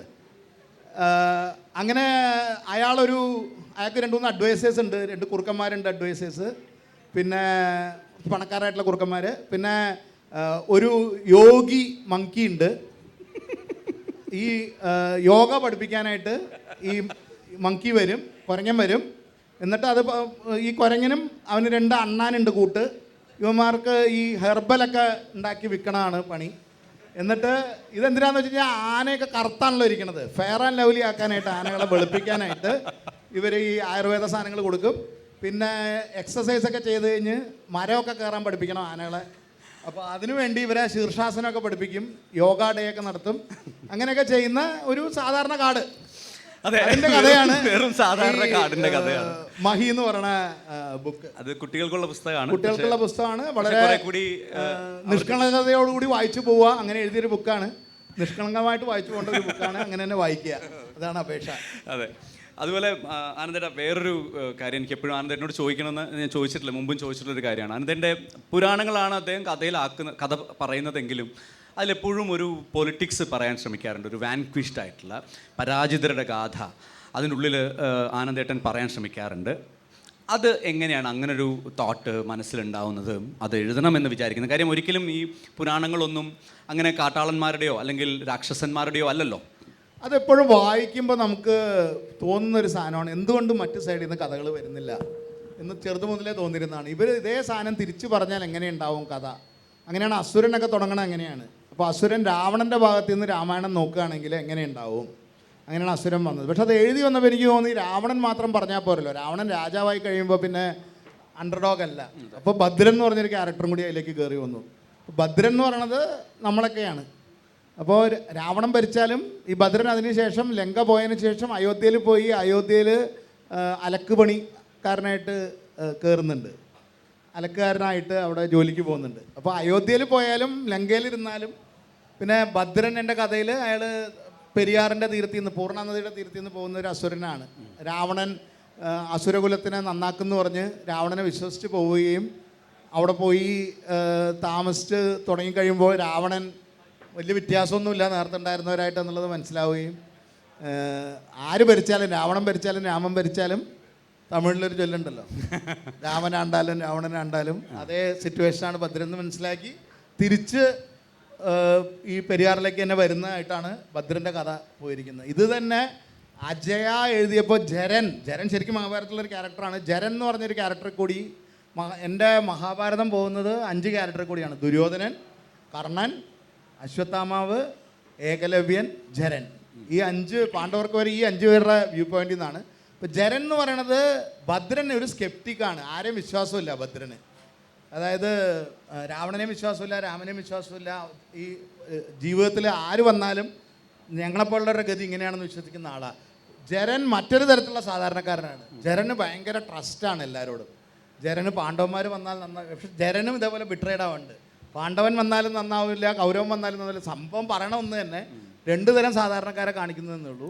ഇത് തന്നെ വാനരയിൽ വന്നു കഴിഞ്ഞപ്പോൾ ചെമ്പൻ എന്ന് പറയുന്ന ഒരു ചെന്നായി, ബാലിയുടെ ചെന്നായി എന്നുള്ളൊരു കഥാപാത്രത്തിൽ കൂടിയാണ് കൊണ്ടുപോകുന്നത്. അപ്പോൾ അതിൻ്റെ തീം തന്നെ man strives to be god even when he cannot even match the animals എന്നുള്ളൊരു കോൺസെപ്റ്റ് കൂടിയാണ് അത് വാനര പോകുന്നത്. അപ്പോൾ വാനര എന്ന് പറയുന്ന ബുക്ക് ബാലി സുഗ്രീവരൊക്കെ വനനരന്മാരായിരുന്നു, ആദിവാസികളായിരുന്നു എന്നുള്ളതും അവരെങ്ങനെ ബാലി എങ്ങനെ ഒരു സാമ്രാജ്യം ഉണ്ടാക്കി, അതിന് പറ്റിയ പ്രശ്നങ്ങൾ എന്തൊക്കെയാണ്, താരയ്ക്ക് പറ്റുന്നത് എന്താണ്. താര എന്ന് പറയുമ്പോൾ വച്ചു മാറിപ്പെടുന്ന ഒരു താരയുടെ വ്യൂ പോയിന്റിൽ നിന്നാണ് വാനര കുറേ പോകുന്നത്. താര എന്ന് പറയുന്നത് ആദ്യം ബാലി കല്യാണം കഴിക്കുന്നു, പിന്നെ സുഗ്രീവൻ കല്യാണം കഴിക്കണു, വീണ്ടും ബാലി കല്യാണം കഴിക്കണു, പിന്നെ സുഗ്രീവൻ കല്യാണം കഴിക്കണു. ഒരു സ്വസ്ഥതയില്ലാത്ത. അപ്പോൾ ഇതേ സാധനമാണ് പെൺരാമായണം അല്ലെങ്കിൽ വാൽമീകി സ്പെനിൽ കഥകൾ കൂടുതലുണ്ട്. സ്ത്രീപക്ഷത്തിൽ നിന്ന്, സാധാരണ ആരും പറയാത്ത സ്ത്രീപക്ഷത്തിൽ നിന്ന്, പുരുഷൻ നേടുന്നതിൻ്റെ അപാകത ഉണ്ടാവുകയിൽ സ്ത്രീപക്ഷത്തിൽ നിന്ന് പറഞ്ഞു പോയിട്ടുള്ളത്. അതായത് ശാന്ത, രാമൻ്റെ നേർപ്പെങ്ങളായിട്ടുള്ള ശാന്ത, ചേച്ചിയായിട്ടുള്ള ശാന്ത അധികം രാമായണത്തിൽ വരില്ല. പക്ഷേ ഏതൊക്കെ രാമായണത്തിൽ ഇത് വരുന്നുണ്ടെന്നുള്ളതാണ് ലേറ്റസ്റ്റ് ബുക്ക്. അതൊരു സ്റ്റഡി ബുക്കാണ്, മെനി രാമായണാസ് മെനി ലെസൺസ് പറഞ്ഞ്. അത് ഓഡിയോ ബുക്കായിട്ട് വന്നതാണ്. അത് ഇപ്പോൾ ഹാർപ്പർ കോളിൻസ് പബ്ലിഷ് ചെയ്തിട്ടുള്ള മെനി രാമായണാസ് മെനി ലെസൺസ് 1000ഓളം രാമായണങ്ങളിലെ, പ്രത്യേകിച്ച് ഫോക്ക് രാമായണങ്ങളിലെ രാമായണ കഥ പല വേർഷൻസിൽ പറഞ്ഞു പോകുന്ന ഒരു ബുക്കാണത്. Narrative non ഫിക്ഷനാണത്. അപ്പോൾ അതിൽ പറയുന്നുണ്ട് എവിടെ നിന്നൊക്കെയാണ് ഈ ശാന്ത എന്ന് പറയണതും, എവിടെ നിന്നാണ് ഈ വൈശാലിയുടെ സ്റ്റോറി MT എടുത്തത്, അതിൻ്റെ ഡിഫറെൻ്റ് ആയിട്ടുള്ള വേർഷൻസ് ഏതൊക്കെയാണ് എന്നൊക്കെ ഉള്ളതാണ് അതിൽ പറഞ്ഞു പോകുന്നത്. ശൂർപ്പണഖയുടെ കഥ, താടകയുടെ കഥ, മന്ത്രയുടെ കഥ, അതൊക്കെയാണ് പെൺരാമായണത്തിൽ പറഞ്ഞു പോകുന്നത്. അങ്ങനെ അത് പറയുമ്പോഴും ഈ നളൻ്റെ ദമയന്തിയിലേക്ക് ഒന്ന് തിരിച്ചു വരികയാണ്. നളൻ്റെ ദമയന്തിയിൽ ഒരു പലരും പറഞ്ഞു കേട്ടിട്ടുള്ളൊരു സംഗതി, നിഷധ രാജ്യമാണോ നിഷാദ രാജ്യമാണോ, ഈ നളൻ എങ്ങനെയാണ് കാട്ടാളനായത് നിങ്ങളുടെ പുസ്തകത്തിൽ എന്നൊരു ചോദ്യം വന്നിട്ടുണ്ട്. അത് ആനന്ദേട്ടൻ്റെ പേഴ്സ്പെക്റ്റീവാണ്, ആനന്ദേട്ടൻ്റെ ഒരു ഇൻ്റർപ്രിട്ടേഷനാണ് എന്നുള്ളത് പറയാം. അങ്ങനെ തന്നെയാണോ? അത് എൻ്റെ ഇൻ്റർപ്രിട്ടേഷനാണ്. പക്ഷെ അത് കൂടാതെ തന്നെ ഈ തർക്കം കാലങ്ങളായിട്ടുണ്ട്. പല സ്ഥലത്തും പല കമ്മ്യൂണിറ്റീസും നളനെ, കാട്ടാള കമ്മ്യൂണിറ്റീസും നളന് ഞങ്ങളുടെ ആൾക്കാരാണെന്ന് ക്ലെയിം ചെയ്യുന്നവരുണ്ട്. ഇപ്പോൾ വാൽമീകി രാമായണ പ്രകാരം പോവുകയാണെങ്കിൽ വാൽമീകി മഹർഷി എന്ന് പറയുന്നത് ബ്രാഹ്മണനാണെന്നാണ് വാൽമീകി പറയുന്നത്, വാൽമീകി തന്നെ പറയുന്നത്. പക്ഷെ വലിയ ഒരു കമ്മ്യൂണിറ്റീസ് വാൽമീകി രണ്ടുപേര് പറയുന്നത് ശരിയാണ്, ഇങ്ങനെ കാട്ടാളനായിട്ട് പിന്നീട് ഋഷിയായി. അപ്പോൾ ആ ഒരു കാലഘട്ടത്തിൽ ഈ ജാതി വ്യവസ്ഥ ഇത്രയും രൂഢമൂലമൊന്നും ആയിട്ടില്ല. അപ്പോൾ ചെയ്യുന്ന തൊഴിലനുസരിച്ചിട്ടായിരുന്നു. അപ്പം അങ്ങേര് ഋഷിയാവുന്നതോടുകൂടി ആ അർത്ഥത്തിലാണ് അങ്ങേര് പറയുന്നത്. പക്ഷെ ഇത് തന്നെ ആൾക്കാർ ഇന്ന് നമ്മുടെ സൗകര്യം അനുസരിച്ചിട്ട് എല്ലാ വിഭാഗങ്ങളും ഞങ്ങളുടെ ആളാണെന്ന് പറഞ്ഞിട്ട്. ഇപ്പോൾ ഞാൻ വേറൊരു ഉദാഹരണം പറയാം. ചക്രവർത്തി അശോക ചെയ്ത സമയത്ത് മൗര്യ സാമ്രാജ്യമാണ് ആണല്ലോ. ഇങ്ങേര് ഇതിന് 100 കേസ് ഉണ്ടായി. ഈ TV സീരിയൽ ചെയ്യുമ്പോൾ 100 കേസ്, കുറഞ്ഞൊരു 100 കേസ് വരും. അത് ചാനൽ നോക്കിക്കോളും. ഈ മൗര്യൻ എന്ന് പറയുന്നത് ഇപ്പോൾ ദളിത് കമ്മ്യൂണിറ്റി പെട്ടാണ് പല സ്ഥലങ്ങളിലും, അങ്ങനെ ആയതാവാം. പക്ഷെ ഇത് ചന്ദ്രഗുപ്ത മൗര്യൻ ക്ഷത്രിയനാണെന്ന് പറഞ്ഞ് രജപുത്രർ ഇതാണെന്ന് പറഞ്ഞ് ഈ എന്നോ മരിച്ചുപോയ ആൾക്കാരുടെ ജാതി അവർ പോലും അറിയാത്ത ജാതി പറഞ്ഞ് ഇന്ന് പാളുണ്ടാക്കുന്നുണ്ട്. ഇപ്പോൾ കൃഷ്ണൻ യാദവനാണോ അഖിലേഷ് യാദവൻ്റെ അമ്മാവനാണോ എന്നൊക്കെ പറഞ്ഞിങ്ങനെ പ്രശ്നം ഉണ്ടാക്കണവർക്ക് എന്തും പറഞ്ഞുണ്ടാക്കാം. കാരണം ഇതൊക്കെ ഇങ്ങനെ മാറി മാറി മാറി യുഗങ്ങളായിട്ട് വരുന്ന സാധനമാണ്. നമ്മളൊരു ബുക്ക് എഴുതുന്ന സമയത്ത് നമുക്ക് എന്താണോ പറയാൻ ഉദ്ദേശിച്ചത് പല വേർഷൻസ് ഉണ്ടാവും. ഇപ്പോൾ രാമായണത്തിൽ ഞാനിപ്പോൾ ഇത് ഞാൻ ലെക്ചർ സീരീസ് ആയിട്ട് ചെയ്യുന്നതാണ്. ഇപ്പോൾ മെനി രാമായണ സാധ്യ ഒരു 16 മണിക്കൂറിൻ്റെ ലെക്ചർ സീരീസ് ആയിരുന്നു. അപ്പോൾ ഞാൻ കൊടുക്കുന്ന ഒരു ചലഞ്ച് ഉണ്ടായിരുന്നു, നിങ്ങൾ എന്ത് വേണമെങ്കിലും പറഞ്ഞോ, നിങ്ങളെ ഇമാജിനേഷൻ്റെ വൈൽഡായിട്ടുള്ള കാര്യങ്ങൾ പറഞ്ഞോ, അങ്ങനെ ഒരു രാമായണം ഉണ്ടാവും. അത്ര ഭാഷ്യങ്ങളുണ്ട് രാമായണത്തിന്. ഇപ്പോൾ സീത, ഇപ്പോൾ നാളെ ഇത് മാത്രം കട്ട് ചെയ്തിട്ട് എന്നെ തല്ലുകൊള്ളിക്കരുത് കേട്ടോ, കോണ്ടെക്സ്റ്റ് കൊളാപ്സ് എന്ന് പറഞ്ഞൊരു സാധനമുണ്ട്. അപ്പോൾ അത് ഇല്ലാണ്ട് പറയുകയാണ്. ബൗദ്ധരാമായണത്തിൽ സീത രാമൻ്റെ പെങ്ങളായിട്ട് വരുന്നുണ്ട്. പറഞ്ഞു കഴിഞ്ഞാൽ വീട്ടിൽ അമ്മമാരോടൊക്കെ പറഞ്ഞു കഴിഞ്ഞാൽ അന്ന് എപ്പോൾ ചവിട്ടി പുറത്തേക്കെന്ന് ചോദിച്ചാൽ മതി. പക്ഷെ അങ്ങനെയും രാമായണങ്ങളുണ്ട്. സീത രാവണൻ്റെ മകളായിട്ട് ഒരു 32ഓളം രാമായണങ്ങളിലുണ്ട്. സൗത്ത് ഇന്ത്യയിൽ പറയുമ്പോൾ നമ്മൾ ഞെട്ടില്ല, നമ്മൾ കേട്ട് പരിചയമുണ്ട്. നോർത്ത് ഇന്ത്യയിലേക്ക് പോയിട്ട് ഇത് പറയുമ്പോൾ അവർക്ക് ഞെട്ടലാണ്. ഒരു ഇൻസിഡൻറ്റ് ഉണ്ടായിരുന്നത് ഇവിടെ ബോംബെയിൽ കോവിഡിന് തൊട്ട് മുമ്പ് അന്ന് ഫഡ്നാവിസ് സാർ മുഖ്യമന്ത്രി ആയിരുന്ന സമയത്ത് ഒരു രാമായണ ഇത് വെച്ചു, ഗ്ലോബൽ രാമായണ കോൺഫറൻസ് വെച്ചു. MMRDA ഗ്രൗണ്ട്സിൽ വലിയ ഫംഗ്ഷനായിരുന്നു, ഭയങ്കര കാഷ്വലാക്കി. കാരണം അന്ന് അവർക്കൊരു പ്ലാൻ ഉണ്ടായിരുന്നു, രാമായണം സർക്യൂട്ട്. ബോംബെയിൽ ധാരാളം സ്ഥലമുണ്ട്, പഞ്ചവടിയൊക്കെ നാസിക്കിനടുത്താണ്. നാസിക് എന്ന് പേര് പറയണത് ശൂർപ്പണഖയുടെ മൂക്ക് മുറിച്ചുകൊണ്ടാണ്. അപ്പോൾ അതൊരു സർക്യൂട്ടാക്കി എടുക്കാനായിട്ട് അവർ ഗ്ലോബൽ രാമായണ തിയേറ്റർ വിളിച്ചു. അപ്പോൾ Philippines, Indonesia, Thailand, Burma, Nepal, Sri Lanka, Turkmenistan പല രാജ്യങ്ങളിൽ നിന്ന് രാമായണം ബേസ് ചെയ്ത് ഫോക്ക് നറേറ്റീവ്സും തിയേറ്റേഴ്സും ഉണ്ട്. ഇവർ പലരും വന്നിട്ടുണ്ടായിരുന്നു. പ്രോഗ്രാം തുടങ്ങുന്നതിന് മുമ്പ് എൻ്റെ കഷ്ടകാലത്തിനോ അവരുടെ കഷ്ടകാലത്തിനോ എന്നെയാണ് ചീഫ് ഗസ്റ്റായിട്ട് വിളിച്ചിരുന്നത്. ഇപ്പോൾ ഞാൻ ഈ രാമായണത്തിന് ലെക്ചർ പറയുമ്പോൾ ഈ എൻറ്റയർ മിനിസ്ട്രി ഇരിക്കുന്നുണ്ട്, വലിയ BJPയുടെ വലിയ ആൾക്കാരിരിക്കുന്നുണ്ട്, എല്ലാവരും ഇരിക്കുന്നുണ്ട്, ചീഫ് സെക്രട്ടറി എല്ലാവരും ഇരിക്കുന്നുണ്ട്. ഞാൻ അവിടെ വെച്ച് പറഞ്ഞു, ഇങ്ങനെ രാമായണങ്ങളുണ്ട് രാവണൻ്റെ പുത്രിയായിട്ട്. ഇവർ കേട്ടിട്ടില്ല, പലരും കേട്ടിട്ടില്ല. കുറച്ച് വായിക്കുന്നവർ കേട്ടിട്ടുണ്ട്. ഇവരാകെ ഒന്നും പറഞ്ഞില്ല, സ്റ്റണ്ടായി. അവർ അസ്വസ്ഥത നമുക്ക് ക്ലിയർ ആവും. അതിന് പ്രസംഗം കഴിഞ്ഞിറങ്ങിയപ്പോൾ എല്ലാവരും എൻ്റെ തോന്നുന്നത് ഇതെന്താ ഇങ്ങനെ പറയണത്, എന്തെങ്കിലും പ്രൂഫ് ഉണ്ടോ എന്ന് ചോദിച്ചു. പ്രൂഫൊക്കെ തരാം, പക്ഷേ സംഭവം ഇങ്ങനെ ഉണ്ട്, അത്ര എനിക്ക് പറയാൻ പറ്റുള്ളൂ എന്ന് പറഞ്ഞു. പിന്നെ ഇതൊക്കെ ഒരു എലൈറ്റ് ആയിട്ടുള്ള സർവീസാണ്. റോട്ടിൽ വന്ന് തല്ലുണ്ടാക്കണ പോലെ ആരും ബഹളമൊന്നും ഉണ്ടാക്കില്ല. അവരൊക്കെ പേഴ്സണലായിട്ട് നമ്മൾ നോക്കുമ്പോൾ വളരെ ഡീസൻസിയോട് സംസാരിക്കുന്ന ആൾക്കാരാണ്. ഇരുന്നു സംസാരിച്ച് എല്ലാവരും കാണാനിരുന്നു, എല്ലാവരും ഇരിക്കുന്നുണ്ട്. ആദ്യം ഫിലിപ്പീൻസിൻ്റെ രാമായണം വന്നു. കാത്തോലിക്സാണ് അതിലെ രാമായണം കഥാപാത്രങ്ങളൊക്കെ. ക്രിസ്ത്യൻ രാമായണമാണ്, അങ്ങനെ വേർഷൻ ഉണ്ട്. ഇവർ ജീസസ് ക്രൈസ്റ്റിനോട് പ്രേ ചെയ്യുന്ന രാമനും രാവണനെയൊക്കെ കാണാം, അള്ളാവിനോട് പ്രേ ചെയ്യുന്ന രാമനെ രാവണൻ. ഇതിൻ്റെ വൈവിധ്യമാണ് ഞാൻ പറയണത്. അപ്പോൾ അതിൽ ആദ്യം തന്നെ വരണത് രാവണൻ്റെ പുത്രിയാണ് സീത. അവരുടെ മുമ്പിൽ വെച്ചത് പ്ലേ ചെയ്യാം. 400 വർഷം പഴക്കമുള്ള സ്ഥലമാണ്, തിയേറ്ററാണ്. തായ് വന്നു, ഇന്തോനേഷ്യൻ വന്നു, ബർമീസ് വന്നു. എല്ലാത്തിലും രാവണൻ്റെ പുത്രിയാണ് സീത. പല രീതിയിലാണെന്ന് മാത്രം. കൈകേയി വില്ലനായിട്ടുള്ള സീത രാവണൻ്റെ പെങ്ങളായിട്ടുള്ള വേർഷനൊക്കെ ഉണ്ട്. അങ്ങനെ പല പല വേർഷൻസ് ഉണ്ട്. ഇത് കഴിഞ്ഞപ്പോൾ പിന്നെ അവരാരും മിണ്ടില്ലാന്ന് മാത്രമല്ല, പലരും വന്ന് പറഞ്ഞു ഞങ്ങൾക്ക് അറിയില്ലായിരുന്നു സംഭവം ഇതാണെന്നുള്ളത്. നമ്മൾ നോക്കുന്ന ഇന്നത്തെ രാമായണം, പ്രത്യേകിച്ച് തുളസീദാസിൻ്റെ രാമായണമാണ് ഇപ്പോൾ ഈ രാമാനന്ദ് സാഗറിൻ്റെ സീരിയലായിട്ട് വന്നതും പിന്നീട് ഇപ്പോൾ പോപ്പുലറായിട്ടുള്ളതും. ഏറ്റവും അവസാനം എഴുതപ്പെട്ട രാമായണമാണ് തുളസീദാസ് രാമായണം. ഈ ഋഷികൾ എഴുതിയ രാമായണത്തിൽ, പിന്നെ എഴുതിയൊക്കെ എഴുത്തുകാരാണ്, നമ്മളെയൊക്കെ പോലെ എഴുതുന്ന ആൾക്കാർ പല രീതിയിൽ എഴുതിയിട്ടുണ്ട്. ഈ രാമായണ പരമ്പരയിൽ ഋഷികളെന്ന് വിളിക്കാവുന്നവർ എഴുതിയേക്കണം. തുഞ്ചത്ത് എഴുത്തച്ഛൻ ഒക്കെ വരുന്ന ആ ഒരു പരമ്പരയിൽ എഴുതിയതിൽ അവസാനം എഴുതിയ രാമായണമാണ് തുളസീദാസ് രാമായണം. അതിനുശേഷം ഗുജറാത്തിലുണ്ട്, അത് ട്രാൻസ്ലേഷനാണ്. അവസാനം എഴുതിയതാണ് തുളസീദാസ് രാമായണം. അപ്പോൾ എത്ര പുറകോട്ട് പോകുന്നു അത്രയും വൈവിധ്യമുള്ള രാമായണങ്ങൾ നമുക്ക് കാണാം. അതിൻ്റെ വേർഷൻസാണ് ഈ പുതിയ ബുക്കിൽ ഞാൻ ഇട്ടിരിക്കുന്നത്. റെഫറൻസസുകളൊക്കെ കഴിയാവുന്നത്ര വെച്ച്. ഓഫ് കോഴ്സ് അതൊരു സ്കോളർലി ബുക്കല്ല. സ്കോളർലി ബുക്ക് വേണ്ടവർ കാമില ബുർക്കെ, പോള റിച്ച്മാൻ തുടങ്ങി AK രാമൻ തുടങ്ങി അങ്ങനെയുള്ള ബുക്കുകൾ നോക്കുക. ഞാൻ പറഞ്ഞിരിക്കുന്നത് ഒരു നറേറ്റീവ് സ്റ്റോറി ടെല്ലിംഗ് പോലുള്ള രീതിയിലാണ്, കാരണം ഞാനൊരു സ്റ്റോറി ടെല്ലറാണ്. ഓക്കെ, നമുക്ക് കുറച്ച് നേരം ചോദ്യോത്തരങ്ങൾക്ക് വേണ്ടിയിട്ട് മാറ്റിവെക്കാം. ഈ ആനന്ദേട്ടൻ പറഞ്ഞതിനോട് ചേർത്ത് വായിക്കാം. പലരും അവരവരുടെ പേഴ്സ്പെക്റ്റീവിൽ പലതും എഴുതിയിട്ടുണ്ട്. ഇപ്പോൾ കാളിദാസൻ, പിന്നെ അത് നമ്മൾ ഇന്നലെ പറഞ്ഞ് സംസാരിച്ച കാര്യമാണ്. ശാകുന്തളം എഴുതുമ്പോൾ അത് ആനന്ദേട്ടൻ്റെ ഒരു നല്ല രസമുള്ള വിമർശനം ഉണ്ടായിരുന്നു. ഈ പിന്നെ ശകുന്തള കണ്വാശ്രമത്തിൽ ഇങ്ങനെ ആരെയോ ഓർത്തിരിക്കുന്നത് ദുഷ്യന്തനെയാണ് അവൾ ഓർത്തിരിക്കുന്നത്. ആ സമയത്താണ് ദുർവാസാവ് കയറി വരുന്നത്. ദുർവാസാവ് വരുമ്പോൾ ഇവൾ മൈൻഡ് ചെയ്യുന്നില്ല. അത് തൊട്ടാ തീരാവുന്ന പ്രശ്നമുള്ളൂ എന്നാണ് ആനന്ദേട്ടൻ്റെ അടുത്ത് പറഞ്ഞത്. ഒന്ന് തോണ്ടി വിളിച്ചാൽ മതി, മോളെ ഒന്ന് നോക്കി ഇങ്ങോട്ട് എന്ന്. പുള്ളി ഉടനെ ഒരു ശാപമാണ് കൊടുത്തത്. അപ്പോൾ ഈ ശാപം എന്ത് ശാപമാണ് കൊടുത്തത് എന്നുള്ളതാണ്. നീ ആരെയാണോ ഓർത്തിരിക്കുന്നത് ആ ആൾ നിന്നെ മറന്നു പോട്ടെ എന്ന്. അവൾ മരിച്ചു പോയ ഒരാളെയാണ് ഓർത്തിരുന്നതെങ്കിൽ ഈ കഥ ഉണ്ടാവുമോ? അത് കാളിദാസൻ ഉണ്ടാക്കിയ പരിപാടിയാണത്. എന്താ വെച്ചാൽ ശാകുന്തള കാളിദാസൻ വലിയ മഹാനായ കവിയാണ്, വളരെ കാവ്യഭാവനയുള്ള ആളാണ്. പക്ഷെ പ്ലോട്ടിംഗ് എന്ന് പറഞ്ഞൊരു ഡിവൈസ് ഉണ്ടല്ലോ കഥയിൽ. ആ പ്ലോട്ടിങ്ങിൽ പുള്ളിക്ക് അറിയാം. അതിൻ്റെ കാരണം ഞാൻ പറയും, ഇദ്ദേഹത്തിന് അറിയാണ്ടല്ല, വളരെ രസമുള്ള പ്ലോട്ടിംഗ് ഉണ്ട് കാളിദാസൻ്റെ ഇതിൽ.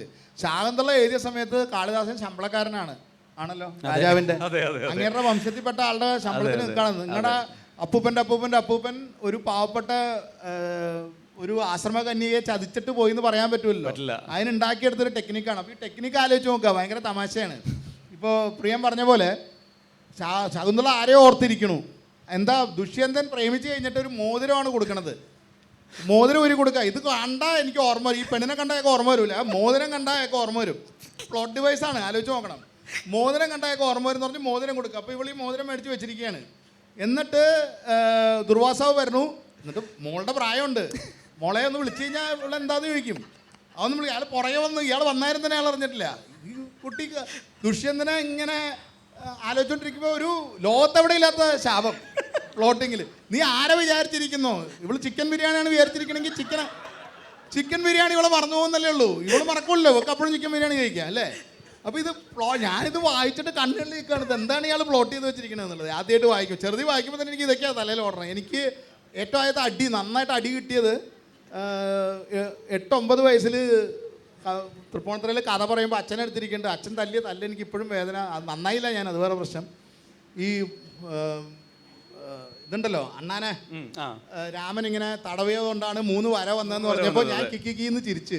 എന്താടാ ചിരിക്കണമെന്ന് ചോദിച്ചു. എല്ലാവരും നോക്കി. ഞാൻ പറഞ്ഞു അപ്പോൾ സീത സീബ്ര പോലെ ഇരിക്കുമെന്ന് ചോദിച്ചു. അന്ന് കിട്ടിയ അടിയുടെ വേദന. അപ്പോൾ ഇതൊന്നും കയറി ഇതാക്കി കളയരുത് കേട്ടോ. ചിലപ്പോൾ ഞങ്ങൾ അങ്ങനെയൊക്കെ ചെയ്തു വരും. അച്ഛനടുത്തതിന്റെ ബാക്കി എനിക്ക് വേറെ നാട്ടുകാർ തരും. പക്ഷേ ശരി, വളരെ സന്തോഷം. പറഞ്ഞു തീർക്കട്ടെ, സമയമായോ? സമയമല്ല, നമുക്ക് 10 മിനിറ്റ് ഉണ്ട് ഇനി. ഇത് കംപ്ലീറ്റ് ഈ പ്ലോട്ട് പോയിന്റ് ഞാൻ പറഞ്ഞു തീർക്കട്ടെ. എന്നിട്ട് ഈ ശകുന്തള അപ്പം മറന്നു പോണു, ദുഷ്യന്തം മറന്നു പോണു. ഭാഗ്യത്തിന് ദുഷ്യന്തനെയാണ് ഓർത്തത്. ദുഷ്യന്തം മറന്നു പോകുന്നു. ദുഷ്യന്തം മറന്നു പോയിട്ട് കണ്ണു മഹർഷി ശകുന്തളയും കൊണ്ട് പോവുകയാണ്. പോകുന്ന വഴിക്ക് ഇവള് വെള്ളത്തിലിങ്ങനെ ഇങ്ങനെ കൈവച്ചിങ്ങനെ തട്ടുമ്പോൾ ഈ മോതിരം ലൂസായി പോയി. അതുവരെ ലൂസാവാത്ത മോതിരം അപ്പം ലൂസായി. എന്നിട്ട് ഗംഗയിൽ 1,01,22,000 എന്തോ മീനുണ്ട്. അതിലൊരു മീന് ഈ ഇത് മോതിരം വിഴുങ്ങി. എന്നിട്ട് ഗംഗ എന്ന് പറഞ്ഞാൽ 2000 കിലോമീറ്റർ ദൂരമുള്ള സാധനമാണ്. കറക്റ്റ് ദുഷ്യന്തന്റെ അവിടെയുള്ള ഒരു മുക്കുവൻ കൃത്യമായിട്ട് ഈ 1,22,32,000 മീനിനെ കൃത്യമായിട്ട് പിടിച്ചെടുത്ത് അതിനെ കറി വെക്കാൻ ഇവിടെ നിന്ന് ഈ മീൻകാരൻ്റെ അടുത്ത് നിന്ന് കൊട്ടാരത്തിൽ നിന്ന് ആള് മീൻ കഴിക്കുമെന്ന് ചോദിക്കരുത്, അന്നത്തെ കാലത്ത് കഴിക്കുമായിരിക്കും. ഈ കൊട്ടാരത്തിലേക്ക് കൊണ്ടുവരികയാണ്. എന്നിട്ട് ഇത് അറുത്ത് കഴിയുമ്പോൾ മോതിരം കിട്ടണം കൃത്യമായിട്ട്. അതെപ്പോ ശകുന്തള വന്ന് ചോദിച്ച് ഇയാൾ ആലുവാമണപ്പുറത്ത് കണ്ട പരിചയമില്ലാന്ന് പറഞ്ഞു വിട്ടിട്ട് ശകുന്തള തിരിച്ച് പോയതിന് ശേഷമാണ് ഇയാൾക്ക് ശകുന്തള എവിടെയാണെന്ന് അറിയണം. എന്നിട്ട് ഇയാൾക്ക് അഡ്രസ്സ് അറിയില്ല ശകുന്തള എവിടെയാണ് പോയെന്ന്. ശകുന്തള ഓർമ്മ വന്നു, പക്ഷേ GPS മാർക്ക് ചെയ്തിട്ടുണ്ടായിരുന്നില്ല. തിരിച്ച് പോയിക്കൂടെ അയാൾക്ക്. പിന്നെ ഇയാളുടെ കഥനമാണ്, എവിടെ പോയി ശകുന്തളെ നിന്നെ ഓർമ്മ വരും. ശംഖുപുഷ്പമൊക്കെ നോക്കി കരച്ചിലോട് കരച്ചിലാണ്. ഓർമ്മ വന്നാൽ പിന്നെ പോയി പിടിച്ചോണ്ട് വന്നൂടെ. പിന്നെ ഭരതൻ വന്ന്, ആ ശകുന്തളയുടെ മക്കളാണ് നമ്മളൊക്കെ ഭാരതീയര്.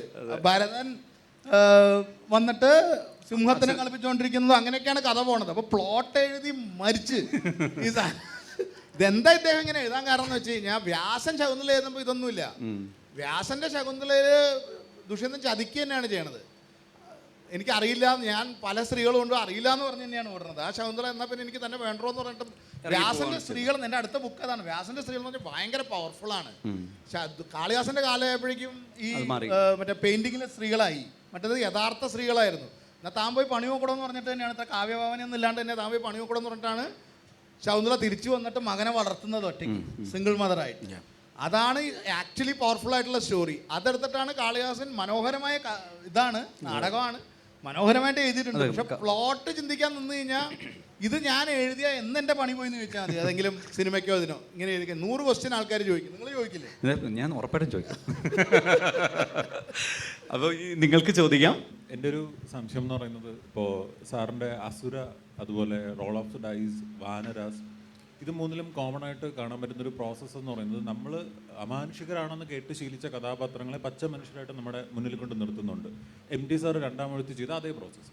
പക്ഷെ നളൻ്റെ ദമയന്തിലോട്ട് വരുമ്പോൾ ആ ഒരു ഫാൻറ്റസി എലമെൻറ്റ്സ് കുറച്ചൊക്കെ കീപ്പ് ചെയ്തുകൊണ്ട് തന്നെയാണ് സാർ ആ നറേറ്റീവ് കൊണ്ടുപോകുന്നത്. അപ്പോൾ എൻ്റെ ഒരു സംശയം, വായിച്ചപ്പോൾ തോന്നിയൊരു സംശയമാണ്, ആ കഥ അങ്ങനെ നമുക്ക് പറയാൻ പറ്റത്തുള്ളൂ, അതോ സാർ അത് പാറ്റേൺ ബ്രേക്ക് ചെയ്യാൻ വേണ്ടി ഇൻറ്റൻഷനലി അങ്ങനെ ചെയ്തതാണോ എന്നുള്ളതാണ് എൻ്റെ ഒരു ചെറിയ. എനിക്കിത് സിനിമയെ കണ്ടാൽ കൊള്ളാമെന്ന് ആഗ്രഹമുണ്ട്. അപ്പോൾ അതിനു വേണ്ടി ചെയ്തുള്ള കാര്യം പറഞ്ഞു കഴിഞ്ഞാൽ, അപ്പോൾ ഫാൻറ്റസി എലിമെൻറ്റ് കൊടുക്കുമ്പോഴാണ് നമുക്ക് സിനിമയ്ക്ക് സക്സസ് ആവുക. ഇപ്പോൾ വെട്രിമാരനെടുക്കണ പോലെ എടുത്താൽ ബാഹുബലി ആവൂല. ബാഹുബലിക്ക് ഫാൻറ്റസി കൊണ്ടുവന്നുകൊണ്ടാണ് അത് ആ സാധനം അങ്ങനെ പോയത്, ഫാൻറ്റസി എലിമെൻറ്റ്സ്. പക്ഷെ ബാഹുബലി ഞാൻ ബുക്കാക്കിയപ്പോൾ ഞാൻ ഫാൻറ്റസി എലിമെൻറ്റ്സ് മുഴുവൻ എടുത്തു കളഞ്ഞു. ബുക്ക് വായിക്കുകയാണെങ്കിൽ ടോട്ടലി എടുത്തു കളഞ്ഞു. പക്ഷെ ഇത് മനഃപൂർവ്വം ഇതൊരു ഡിസ്നി ഫിലിം പോലെ ആവണം എന്ന് വിചാരിച്ചിട്ട് എഴുതിയൊരു സാധനമാണ്. അപ്പോൾ അതിന് വേണ്ടിയിട്ടാണ് ആ ഫാൻറ്റസി എലിമെൻറ്റ്സ് കീപ്പ് ചെയ്തത്. പിന്നെ ഒരേ ടൈപ്പ് പാറ്റേൺ ചെയ്യണതിന് ഇപ്പോൾ അടുത്ത ബുക്ക് വരുന്നത്, കുറേ ബുക്ക് വരുന്നുണ്ട്, പേടിപ്പിക്കുകയാണ്, കുറേ ബുക്ക് വരുന്നുണ്ട്. അതിൽ വരുന്ന ഒരു ബുക്ക് ഇമ്മീഡിയറ്റ്ലി ദീപാവലിക്ക് വരുന്നൊരു ബുക്ക് ഒരു ടോട്ടൽ ഫാൻറ്റസിയാണ്. വേറെ ഇതിൽ നിന്ന് പ്ലാനറ്റിൽ നിന്നൊക്കെ ആൾക്കാർ വരുന്ന അനനോക്കീസ് അല്ല, അത് പുരാണമായിട്ട് മെർജ് ചെയ്തിട്ട് അസുരന്മാരും ദേവന്മാരൊക്കെ വേറെ സിവിലൈസേഷൻസ് ആയിരുന്നു എന്നും അവർ ഭൂമിയിൽ വന്ന് യുദ്ധം ചെയ്തിട്ട് ഭൂമി നശിച്ച് ഇവിടെ ഉണ്ടായിരുന്ന സിവിലൈസേഷൻ ഇല്ലാണ്ട് പോയി ഇപ്പോൾ കാണുന്ന സിവിലൈസേഷൻ പുനർജന്മം രണ്ടാമത് അതിൽ നിന്ന് ഉയർന്നു വന്ന് എല്ലാം പോയിട്ട് ഒരു ഡിസ്റ്റോപ്യൻ വേൾഡിലേക്ക് പോയിട്ട് തിരിച്ചു വന്നതെന്നൊക്കെ പറയുന്ന ഒരു പ്ലോട്ടിലാണ് എടുത്തത്. കുമാരികാണ്ഡം ബേസ് ചെയ്തിട്ടാണത്. കുമാരികാണ്ഡം എങ്ങനെ താണുപോയി അസുരദേവ യുദ്ധം കാരണം, അതിലെ മനുഷ്യന്മാരുടെ കഥയൊക്കെ പറഞ്ഞ് ഫുൾ ഫാൻറ്റസി ലൈക്ക് എന്താ പറയുക നമ്മുടെ മാർവൽ ഫിലിംസൊക്കെ പോലെ അങ്ങനെ അതൊന്ന് ട്രൈ ചെയ്ത് നോക്കുകയാണ്.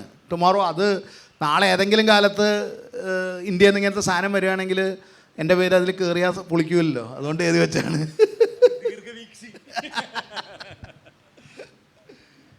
രോഹിത് ഷെട്ടിക്ക് വേണ്ടി ഒരു കോമഡി എഴുതുന്നു പറഞ്ഞു. അപ്പോൾ ഒരു കാര്യം ചോദിക്കാനുള്ളത്, ഈ നമ്മുടെ മലയാളത്തിലെ കോമഡിയും ഹിന്ദി ഓഡിയൻസിൻ്റെ കോമഡിയും നല്ല വ്യത്യാസമുണ്ട്. നമ്മുടെ കുറച്ചുകൂടെ സെറ്റിലാണ്, കുറേ കൂടെ ബ്ലാക്ക് ഹ്യൂമർ. അതെ അതെ. അപ്പം എൻ്റെ ചോദ്യം ഇതാണ്, സാറപ്പം ആ ഹ്യൂമറിനെ ഹാൻഡിൽ ചെയ്യാൻ വേണ്ടി നമ്മുടെ ഒരു ലെവലിൽ നിന്ന് കുറച്ചൊന്ന് താഴോട്ട് വെച്ച് പ്ലെയിൻ ആക്കിയോ, ലൈക്ക് സ്ലാപ്പ് സ്റ്റിക്ക് അങ്ങനെയൊക്കെ? ഞാൻ എന്താണെന്ന് ഡിഫൈൻ ചെയ്തിട്ടുണ്ടായിരുന്നു തുടങ്ങുമ്പോൾ തന്നെ.